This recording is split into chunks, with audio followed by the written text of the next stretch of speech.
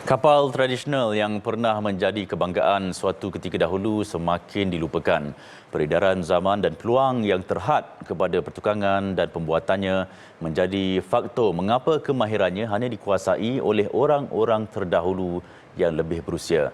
Wartawan Khadijah Faisal yang berkesempatan menyingkap warisan seni tradisional di Terengganu itu ada laporannya. Abdillah Ghani, 58 tahun yang sudah lebih 20 tahun berada dalam industri pertukangan kapal tradisional, tidak menafikan warisan itu semakin suram dan kurang dikenali oleh anak muda pada zaman ini. Katanya menarik minat orang ramai dan mengasah kepakaran dalam diri anak muda bukan mudah. Selain ilmu yang perlu dituntut, ia perlu seiring dengan minat, kesungguhan. Lebih unik, keupayaan daya lihat menggunakan mata dan pemikiran yang tajam bagi menggambarkan ukuran dan bentuk sesebuah kapal amat diperlukan untuk menghasilkan sebuah kapal, dan ia sama sekali tidak memerlukan lakaran atau plan. Ini menyebabkan warisan seni tradisional itu sukar dimahiri oleh anak muda ketika ini. Cuma kita buat terus dia, tapi budak-budak lebih payuh, kita kena ajak budak-budak laju ni payuh. Ya lek sikit budak-budak ni. Ya buat abuk ni macam buat umur mudah. Abuk ni payuh. Payuh ni kita pun cakap akan pelang. Cuma kita pelang otak kita diri je.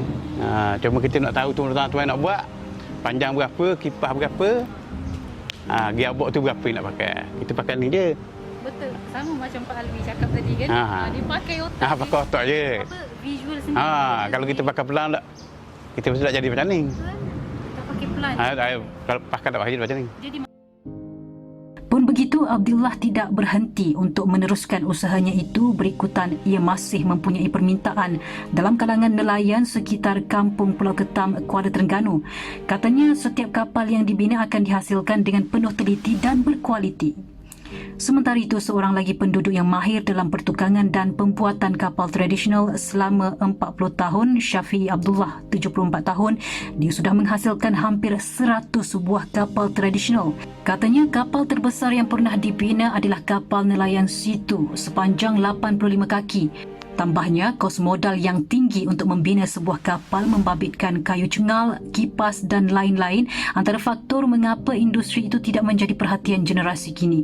Selain itu, generasi baru juga tidak lagi berpeluang untuk berkecimpung dalam kemahiran itu. Berikutan, lesen bagi pembuatan kapal tradisional sudah pun disekat beberapa tahun lalu. Kena ada lesen dulu baru boleh buat.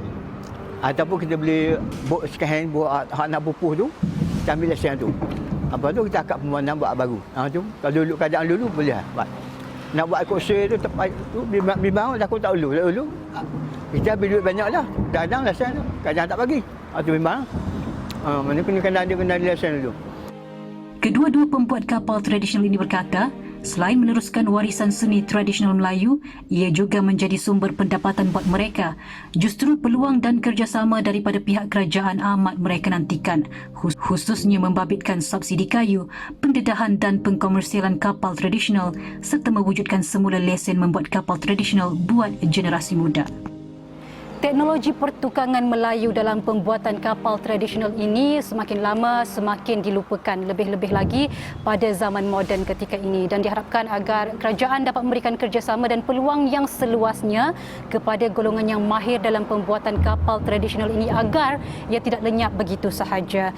Dan ia bukan sahaja dapat mengekalkan kemahiran untuk pembuatan kapal ini, tetapi juga memberikan pendapatan yang lebih tinggi kepada penduduk, khususnya di kawasan pinggir Bandar Kuala Terengganu. Khadijah Faisal melaporkan untuk Berita Al Hijrah.